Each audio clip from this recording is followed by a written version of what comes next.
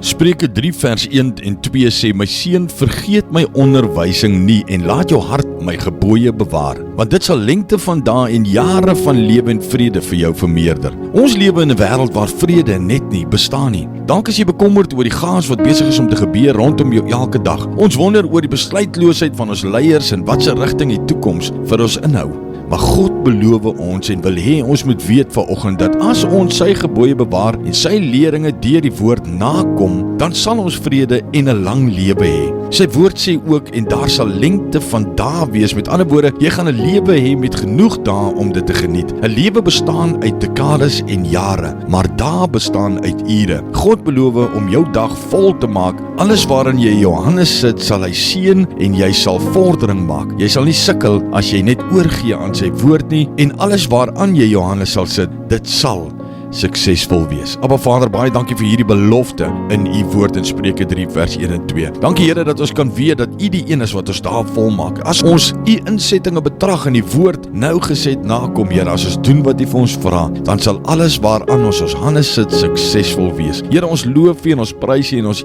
eer u vir u kosbare woord. In Jesus se naam, amen.